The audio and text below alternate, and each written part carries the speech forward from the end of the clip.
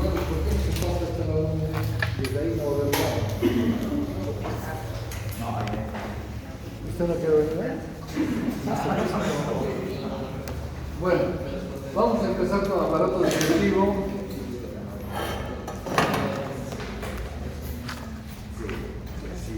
El aparato digestivo comprende desde la cavidad oral hasta el ano. Específicamente, la cavidad oral está constituido por labios, mejillas, lengua, encías, dientes, paladar. Y aparte de eso, tenemos también las glándulas salivales menores y las glándulas mayores, como ser la sublingual, la submaxilar, todas esas. Pero en histología no vamos a dar tanto énfasis a la boca. ¿Por qué? Porque eso es campo más de la odontología, de la estomatología, ¿ya? Los odontólogos se ocupan más de la cavidad bucal. Nosotros vamos a empezar a estudiar desde el esófago. Esófago, estómago, intestino delgado, intestino grueso, lo que está en la línea roja. Ahora, vamos a ver de que ese tubo digestivo que empieza en el ano, ese tubo tiene una estructura igual en todos esos lugares de nuestro cuerpo. Tiene, como decir, capas. ¿Cuáles son las capas del tubo digestivo? La primera es la mucosa, ¿no? La mucosa. Entonces, la mucosa, ¿cómo está constituida la mucosa del tubo digestivo? Miren, para que se vayan dando cuenta, vamos a poner una imagen.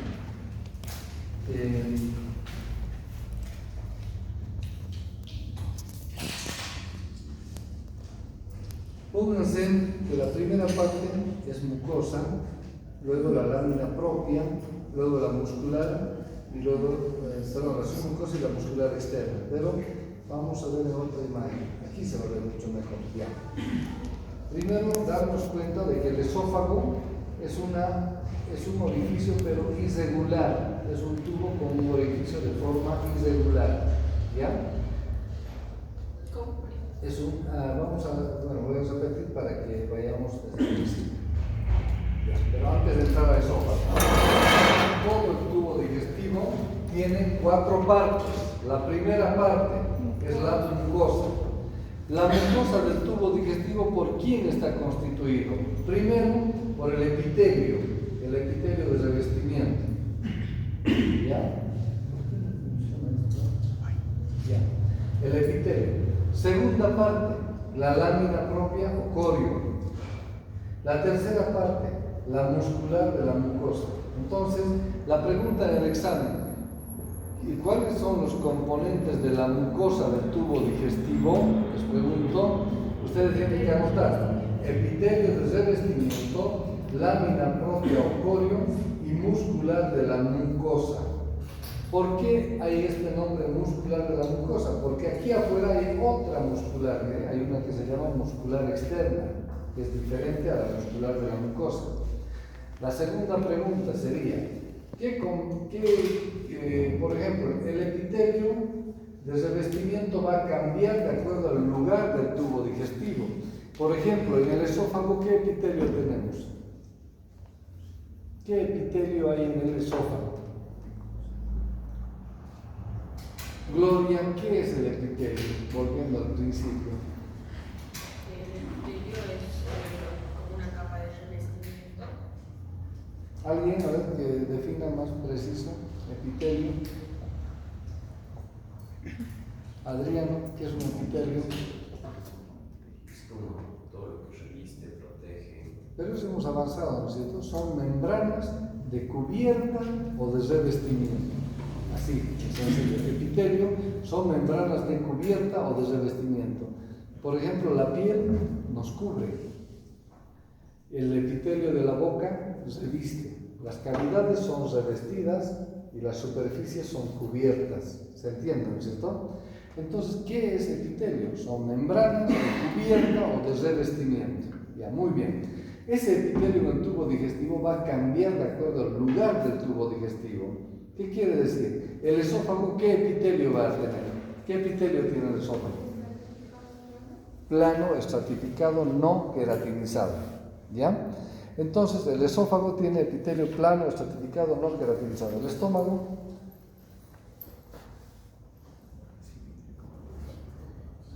Plano. ya te alejaste de histología, ya, Gloria. Bien. ¿Cuál es? Cilíndrico simple. Ya. Luego, el intestino delgado.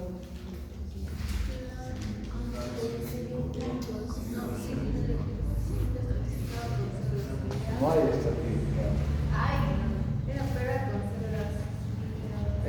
El intestino delgado, epitelio cilíndrico, no hay plano. Cilíndrico simple, con microvellosidades y células caliciformes. Ese es el intestino delgado y el intestino grueso, ¿cierto? Y bueno, obviamente ya cerca al margen anal, de nuevo vemos el epitelio plano, ¿no? Vamos a nombrar. Bueno, ese tubo digestivo, su epitelio va a cambiar de acuerdo al lugar donde estemos. Luego, después del epitelio, por debajo del epitelio tenemos la lámina propia o corium. Miren, aquí está de color amarillo. La lámina propia o corium, ¿qué tiene la lámina propia o corium? Tiene tejido conectivo laxo, tiene glándulas exócrinas, tiene tejido linfático gal, tiene fibras nerviosas y vasos de pequeño calibre. Entonces, para que se den cuenta, pasamos a la siguiente imagen. Miren, esto es el epitelio, desde aquí hasta aquí, en el caso del esófago. Este es el epitelio, ¿qué epitelio? Plano, certificado, no queratinizado en el esófago. Y esto que está por debajo del epitelio, ¿qué se llama esto?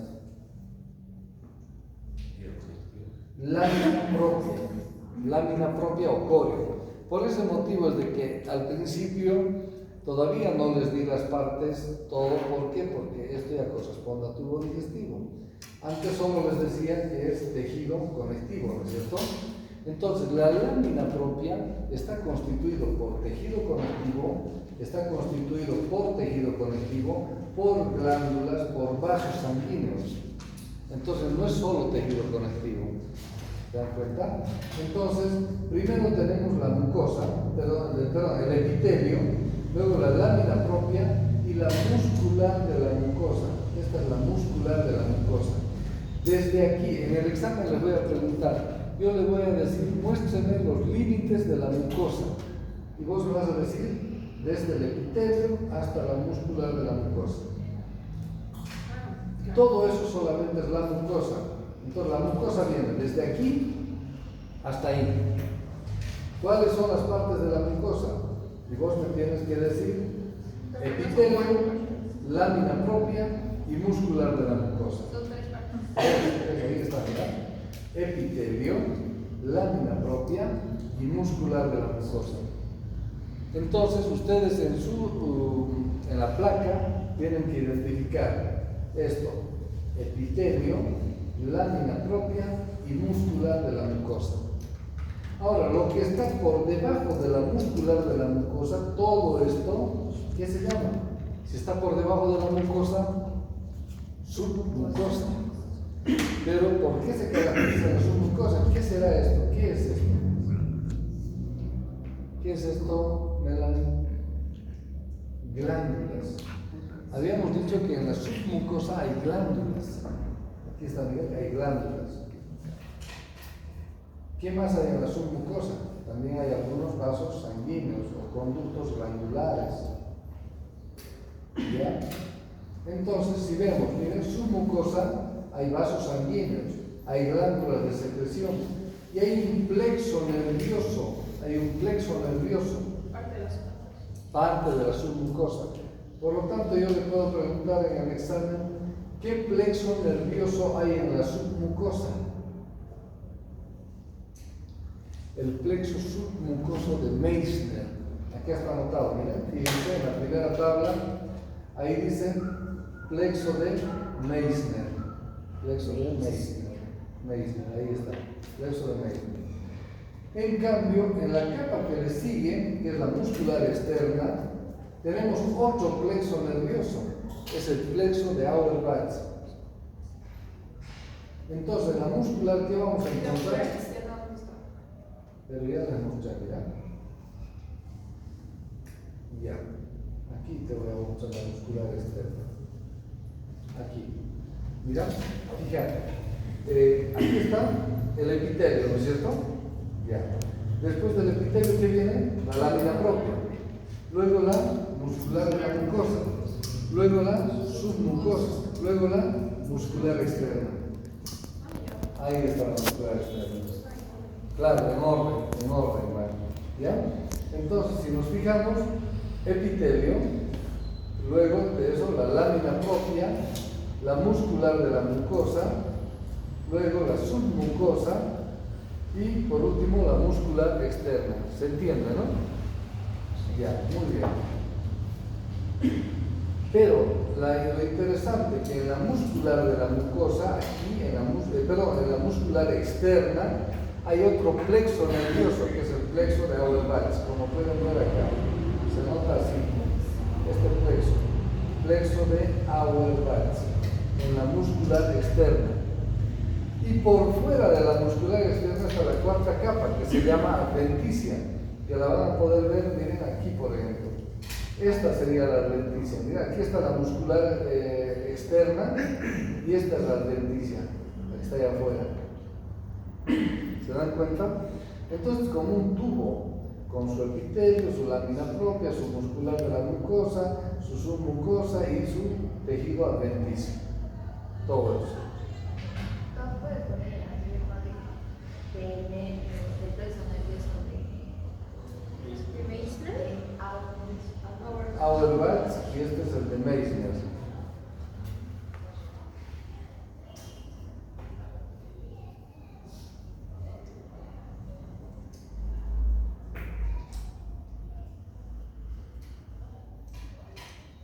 Ya. Bueno, entonces, esas cuatro capas hay en todo el tubo digestivo. Estas cuatro capas habrá en el intestino delgado, sí. ¿Hay en el intestino grueso? Sí. ¿Hay en el estómago? Sí. ¿Hay en el esófago? Sí. Solamente hay que identificarlas. ¿Ya? Bueno. Ahora, hay otra cosa importante. ¿Cuándo se llama serosa? ¿Cuándo es adventicia? Es decir, esto vamos a empezar ahorita a ver en el esófago. Bueno, entonces ya viendo las cuatro capas, vamos a empezar a ver el primer órgano que es el esófago. El esófago. ¿Cuánto mide el esófago? 25 centímetros. ¿No? Su función es transportar el bolo alimenticio y termina al abrirse en el estómago, luego de haber pasado a través del diafragma. Acá empieza el esófago con el esfínter esofágico superior, miren, ahí está. Hay un esfínter esofágico superior y hay un esfínter esofágico inferior. ¿Cuál es el nombre del esfínter esofágico inferior? Se denomina cardias. ¿Ya? Y a través del esófago va a venir el bolo alimenticio, viene el bolo alimenticio y llega al estómago. Pero quiero que se den cuenta de esto, de que el esófago, en su parte de arriba, llega hasta el diafragma. Hay una porción que es mediastínica y hay otra porción que es abdominal del esófago. Mira, un poquito de esófago está dentro de la cavidad abdominal. ¿Ya? Entonces el esófago tiene una porción mediastínica y una pequeña porción abdominal. Este sería el esófago, visto con un colorante que se llama tricómico del mazo, y este sería el de Mallory-Hassan. ¿Qué ventaja tiene este Mallory-Hassan? Que donde veamos de este color que es medio azulado verde, es tejido conectivo. ¿Esto qué será? Tejido conectivo. ¿Esto qué es? Tejido conectivo. ¿Eso qué es? Tejido conectivo. Nos está mostrando el tejido conectivo de Mallory-Hassan. Esa ventaja tiene. ¿Ya? Y esto es el epitelio. ¿Qué se llama esto, Adriano? Esto. Lámina propia. ¿Qué otro nombre tiene la lámina propia? Corio. Corio. Después de la lámina propia o corio, ¿qué tenemos? La muscular de la mucosa. Muscular de la mucosa. Por lo tanto, la mucosa es desde aquí hasta allí. Todo eso es mucosa solamente. Doc, Sí. Cuando está encima del diafragma, Se llama porción mediastínica. la porción mediastínica, la cambia de tipo de músculo. Justamente va a ir cambiando el tipo de epitelio. Ya en la porción abdominal ya se va a ir convirtiendo en las partes finales a epitelio cilíndrico. De ser plano estratificado se va a ir convirtiendo en epitelio cilíndrico. Y otra característica, que en ese lugar donde está el cardias solamente hay músculo liso visceral. En cambio, en el esfínter esofágico superior, en el tercio superior, aquí arriba, en el tercio superior, tenemos dos tipos de músculo: músculo liso visceral y músculo estriado visceral. Raro, ¿no? Porque ustedes saben que el estriado es esquelético. En el tercio superior del esófago. Ya. Para que tú lo hagas sencillo, ¿cómo puedes hacer? Imaginarte, ¿cuánto mide el esófago? 25. Bueno, imaginemos que tiene 30 ya. Lo dividimos en 10, 10, 10. ¿Cuántos tercios tiene? 3 tercios. ¿Ya? En el tercio superior, ahí es donde el esófago tiene dos tipos de músculo. Un músculo liso, ¿ya? Visceral, y un músculo liso, pero un músculo estriado visceral. Es raro, porque el estriado es esquelético. ¿Dónde habíamos encontrado otro músculo estriado que no es esquelético? La lengua. La lengua. Y el corazón, que es músculo estriado cardíaco. ¿No? Estriado cardíaco. Entonces, por ese motivo, en cierta forma, podemos evitar de que entre el alimento cuando no. Miren, por ejemplo, yo ahorita estoy por tomar y lo cierro, mi esfínter esofágico superior, porque tiene músculo estriado ahí. Pero aquí abajo no puedo cerrarlo mucho. El esfínter esofágico inferior. ¿Cómo se llama el esfínter esofágico inferior? Cardias. Ya, muy bien. Entonces, ¿qué pasa? Aquellos que su esfínter esofágico inferior ya está debilitado, no es muy competente, las personas con sobrepeso, que comen mucho y se van a recostar y demás situaciones después de comer, obviamente el alimento vuelve del estómago hacia el esófago. ¿No les dan acidez más o menos? Y eso, claro, te va a dar acidez, eso se llama reflujo. Reflujo. Reflujo es como, ¿en qué sentido tiene que ir el alimento? De la boca al esófago, del esófago al estómago, del estómago al intestino delgado, en ese trayecto. No puede ir al revés. Si va al revés, ¿qué va a pasar? El estómago, ¿qué tiene? Tiene ácido. ¿Y qué va a producir? Va a quemar el esófago. Entonces, en la gente que todo el tiempo está teniendo reflujo, ese esófago que tiene epitelio plano estratificado puede cambiar el tipo de célula, el tipo de epitelio, y se va a convertir, puede llegar hasta un cáncer del esófago, ¿se dan cuenta? En células neoplásicas. Por ese motivo es de que es importante de que la gente tenga buenos hábitos alimenticios. ¿Qué es un buen hábito alimenticio? Comer lo suficiente, no demasiado abundante. Si la gente que come hasta, yo no puedo, eso ya está mal. Es decir, no comen, no saben comer, ¿no? Segundo, terminan de comer y se van a la cama. A roncar. A la larga, ¿qué va a hacer? Esa comida que está en tu estómago va a venir a tu esófago y luego hasta con problemas de gastritis, reflujo gastroesofágico y todo eso, ¿no?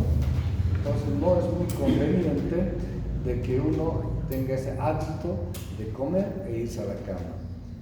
Puedes sentarte en un sillón, bueno, casi sentado o ligeramente recostado, pero no pues en la cama. Entonces vas a tener predisposición a las gastritis, al reflujo gastroesofágico, que es la enfermedad de esta generación, de esta época.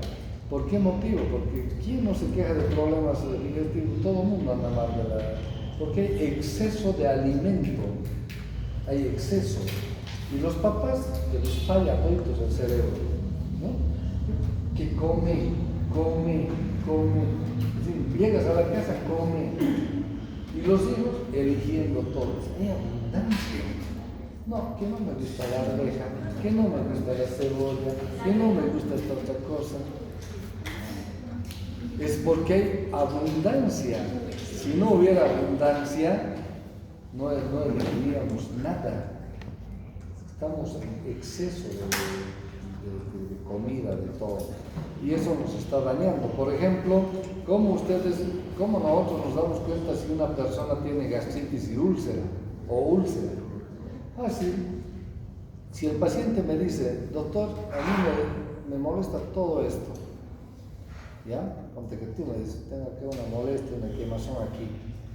Y Melanie me dice, a mí me duele aquí. Hay una diferencia, ¿no? Ella me dijo así. Y ella me dice en el mismo lugar, pero aquí. ¿Qué puede diferenciar eso?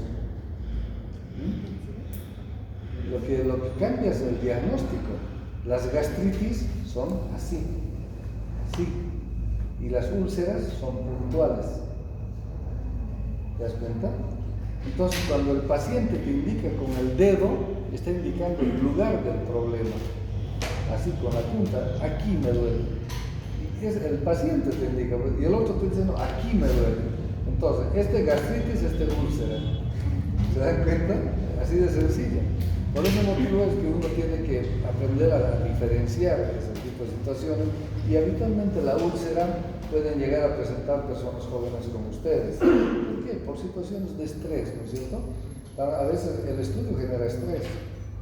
¿Qué pasa? No duermen el total de horas, a veces están mucho más, tienen que estar despiertos, digamos, hasta las 3, 4 de la mañana, o despertarse muy temprano, toman mucho café, toman Coca-Cola, muchas cosas para mantenerse despiertos, y obviamente eso va a afectar a su salud digestiva, ¿no? Entonces, por ese motivo uno tiene que debe adquirir buenos hábitos alimenticios y de descanso y de todo.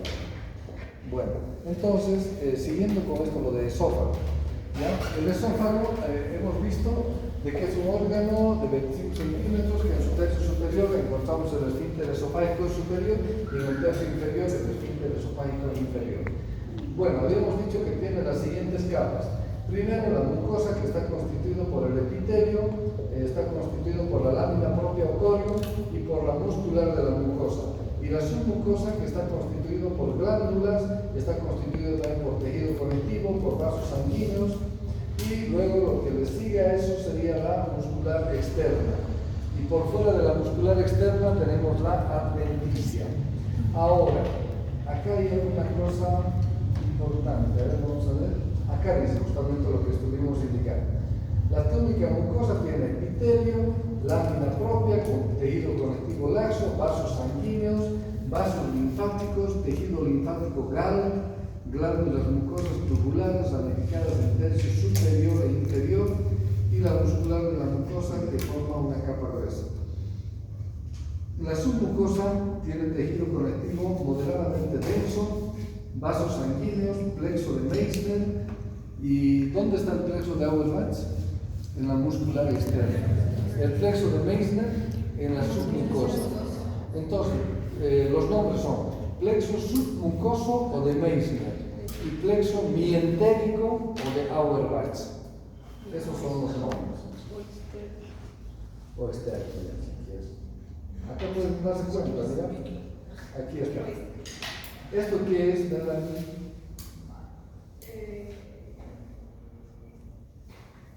Lanza lo que te imaginas. Ya, glándula. ¿Qué dices vos, Adriano? Manuel. Garzón.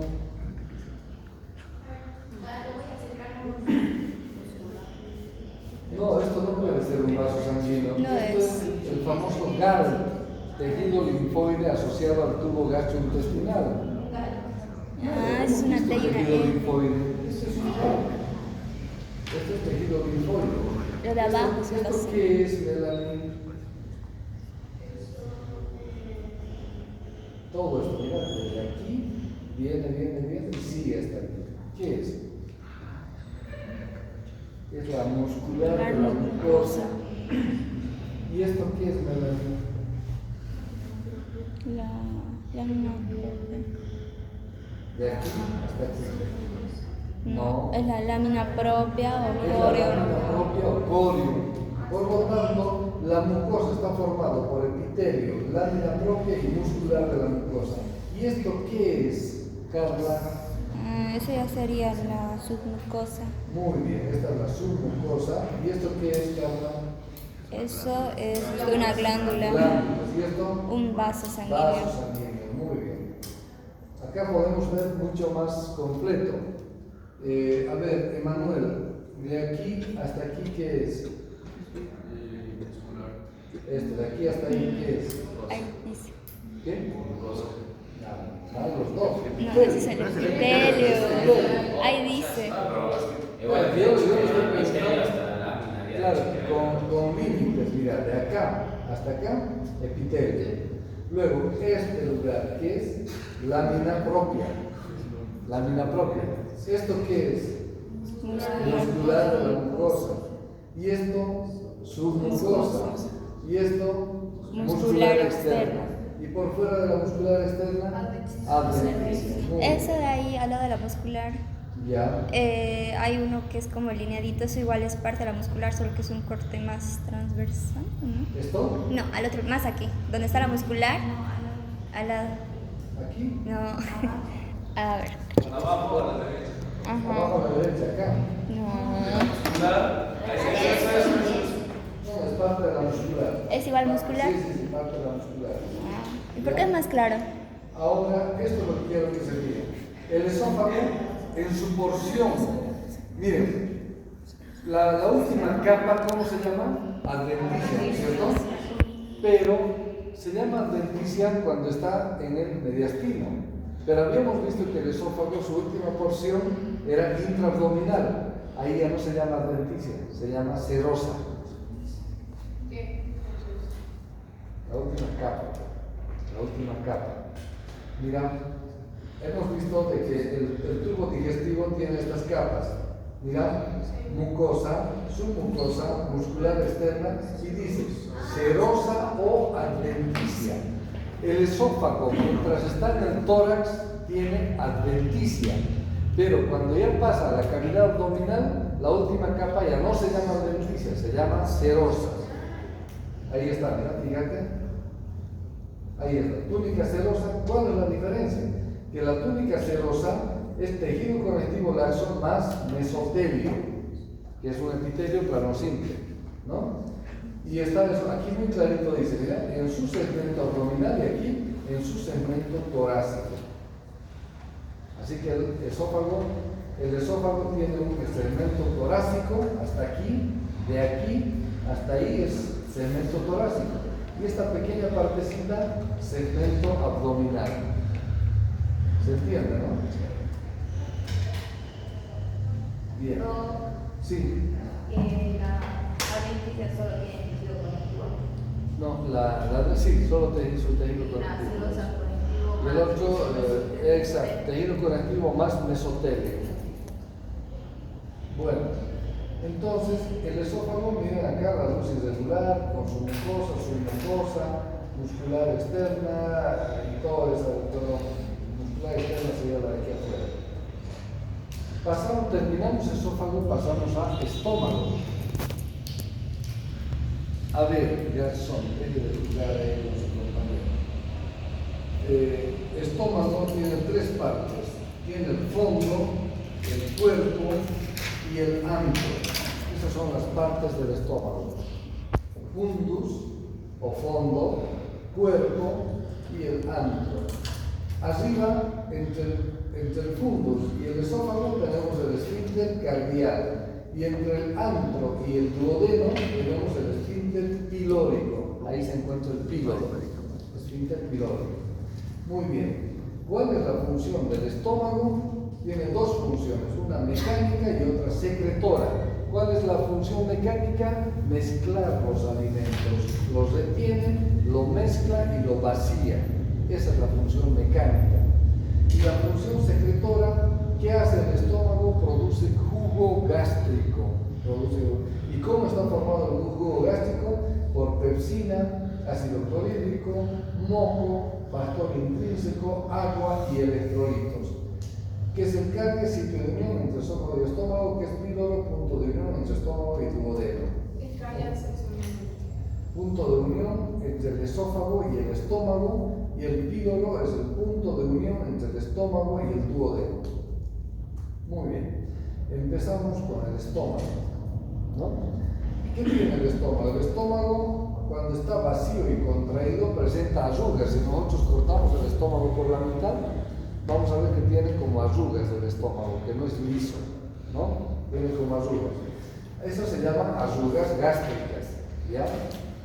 Ahora, dice, en cada área gástrica, en cada sector del estómago, hay como unas invaginaciones, como que se mete el epitelio, y a esas invaginaciones se denominan foveolas, fositas o cristas gástricas. ¿Ya? Bien, hay unas invaginaciones que se denominan foveolas, fositas o cristas gástricas. ¿Dónde se encuentra eso? En la mucosa. En la mucosa, miren, ahí está. Mucosa, aquí está submucosa, acá está muscular externa y aquí abajo viene la serosa. ¿Se dan cuenta, no? Está inclusive con unas llaves ahí para mostrar. Bueno, ahora en el fondo de estas invaginaciones van a desembocar las glándulas que están en el corium, ¿no? Todas las glándulas del corium van a desembocar en el fondo de estas criptas gástricas. Bien, ¿por qué es importante esto? Estas glándulas corpofúndicas, ¿por qué se llaman corpofúndicas? Hemos visto que el estómago tiene una parte que es el fundus, otro que es el puerto y otro que es el antro, ¿no es cierto? Tiene una forma de una bota, dice. Entonces, ¿dónde están las glándulas en el estómago principalmente? En el cuerpo y en el fundus. Por eso se llaman glándulas corpofúndicas. Y esas glándulas corpofúndicas, ¿cuáles son? Aquí se encuentran, ¿no? Entonces, ¿qué van a tener estas glándulas corpofúndicas? Van a tener diferentes tipos de células. Desde abajo hasta la superficie tienen diferentes tipos de células. ¿Qué tipo de células? Células superficiales, células principales, células parietales, células sigmógenas, células enteroendógenas, células basales. Y todas esas tenemos que irlas bien, porque es histología. Superficiales, principales, parietales. Ya, acá están todas, ¿no? Para que te anoten, ahí está. Igual, no se preocupen, está bien que anoten, pero porque algunas cosas que no están en la imagen yo a veces las digo y no están. ¿Cómo era? Glándulas. Aquí están. Glándulas corpofúndicas. Glándulas corpofúndicas. ¿Ya? ¿Qué partes tiene una glándula corpofúndica? El fondo, el cuello y el istmo, ¿no? Entonces, este sería el fondo, ¿no? Aquí estaría el istmo y aquí estaría la parte superficial, ¿no? Entonces, en la parte superficial de la glándula, ¿qué tipo de células encontramos? Células superficiales, ¿no es cierto? Si es superficial, ¿qué células hay? Superficiales. Luego, un poquito más debajo, después de las células superficiales, hay unas células que producen moco, ¿cómo se llaman? Células mucosas. Mucosas. Luego, por debajo de las células mucosas, hay otro tipo de células que se encuentran acá. Son las células parietales. Por debajo de las células parietales, las células principales. Por debajo de las células principales, las células enteroendógenas. Todas esas células cumplen función vital en nuestro organismo, son muy importantes.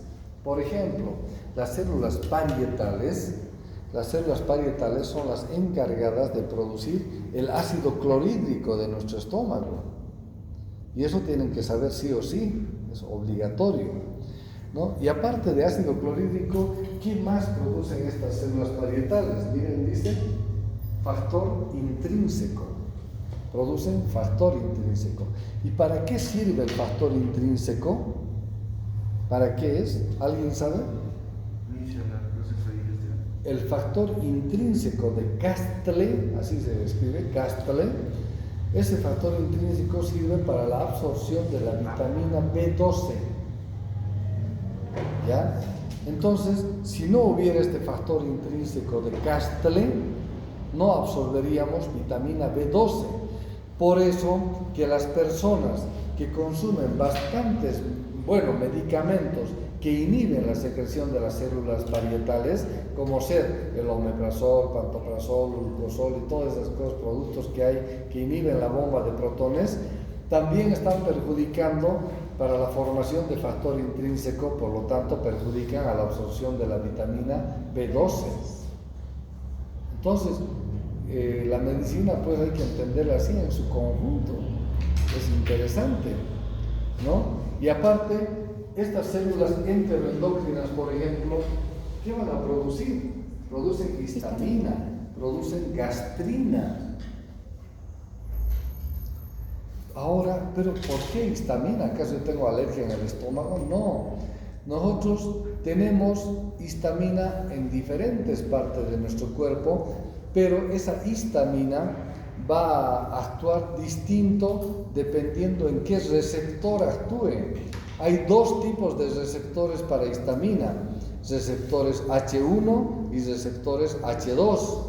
Los receptores H1, ¿dónde encontramos? En toda nuestra superficie corporal, en toda la piel hay receptores H1. Si a tu receptor H1 llega un alérgeno, te va a producir una alergia y va a producir liberación de histamina. Y para que disminuyamos tu alergia te vamos a dar un antihistamínico. Pero si es de un receptor H1. Pero en el estómago, ¿qué receptores tenemos? H2. Y esos receptores H2 van a estar obviamente relacionados con la producción de jugo gástrico. Entonces, ¿qué hacemos cuando la persona tiene mucha acidez? Entonces, ¿qué le damos? Un bloqueante H2, como ser la ranitidina, la cimetidina, la famotidina, son medicamentos. Le damos un bloqueante H2, ¿para qué? Para bloquear los receptores H2 para que la histamina no siga determinando producción de más jugo gástrico, de ácido clorhídrico y de todo eso. ¿Se dan cuenta, no? Y eso lo tienen que saber. ¿Por qué? Porque eso se lleva en gastroenterología. Eso tú tienes que saber porque en farmacología lo vas a llevar. Y no puedes decir, no, yo no llevé en histología. Sí lo estás llevando. Estás viendo en histología de que las células parietales que producen factor intrínseco producen ácido clorhídrico. En este otro caso, las células enteroendocrinas están produciendo gastrina, histamina.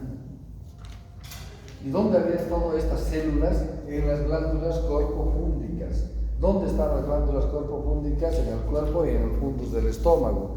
Y están constituidos por distintos tipos de células. Células superficiales, células mucosas, células parietales, células principales, células enteroendocrinas, células basales. Entonces tenemos varios tipos de células, ¿entienden? Y cada una con una función distinta, ¿no? ¿Se entiende eso, no? Doctor, ¿y por qué a muchas personas les da acidez estomacal después de tomar agua? ¿Dar acidez después de tomar agua? No, en realidad no te podría dar. Lo único que puede, más bien estarías diluyendo el ácido con tanta agua. El problema son personas que ya tienen un problema digestivo, ya tienen un problema gástrico. Y obviamente al tomar agua, ¿qué estás haciendo? Estás como lavando la superficie corporal y el ácido va a actuar más sobre tu estómago, va a actuar directamente. Bueno, hay muchas cosas interesantes, ¿no? Por ejemplo, ¿cómo trata un naturista la gastritis? ¿Saben?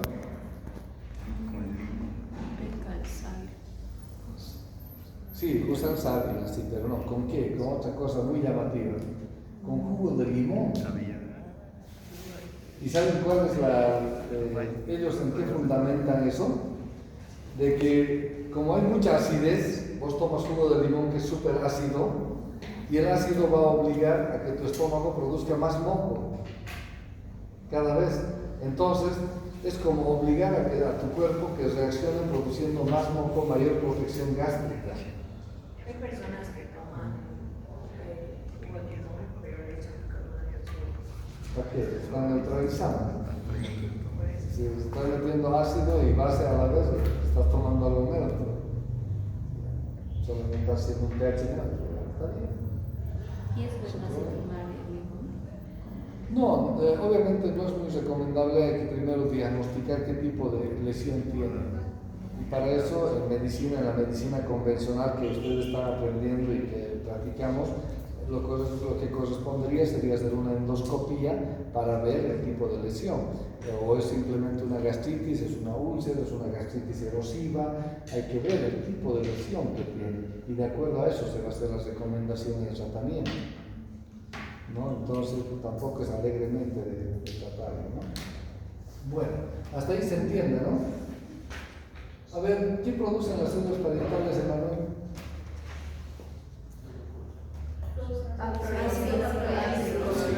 Ácido clorhídrico y factor intrínseco, tienen que saberlo, porque eso estoy repitiendo hasta el cansancio. Factor intrínseco. Ahora, cuando ustedes vean en el microscopio, ¿cómo van a reconocer? Miren, estos que son de distinto color, ven que es de distinto color a este. ¿Se fijan? Este es otro color y este es otro color. Estas son basófilas y estas son eosinófilas. Entonces, cuando ven ustedes células como estas basófilas, se van a imaginar que son las basófilas, son más que todo estas, las células enteroendócrinas y las células principales, estas. Pero las otras, las células parietales ya son acidófilas, miren, son más rojas y con núcleo esférico central, células parietales. Ahí te conociendo, ¿no? En cambio estas otras son, miren, de diferente color. Se nota, ¿no? Estas son distintas a estas, o son iguales, son distintas. Entonces, cuando vean en el microscopio, van a tener que ir buscando eso, ¿no? Van a buscar. Ahí están las diferentes glándulas, corpopúndicas y demás, glándulas piródicas y cardíacas. Y seguimos con el estómago. Todo esto tenemos que seguir avanzando. En realidad, como sus compañeros que estaban hechos pomada, llegamos hasta aquí. Bueno, no sé cómo están ustedes, ¿también están cansados o no? Viven cansados. Bueno, hasta ahí llegamos, ¿bien? ¿Qué pasa? Que en realidad el otro grupo, bueno, me dijeron de que estuvieron con tanto trabajo que bueno, tenían una energía casi cero, los pobres estaban muy agotados. Y bueno, estimo que ustedes también algo, ¿no? Porque a esta hora han presentado un tema en la conferencia. Sí, ahora ya ha cambiado, por ejemplo, para embriología, nosotros tenemos que dar examen los miércoles, que es la clase teórica, y también nos explica el siguiente tema, ¿no? Y los días sábados tenemos que defender ya qué es el tema que nos toca exponer, ¿no?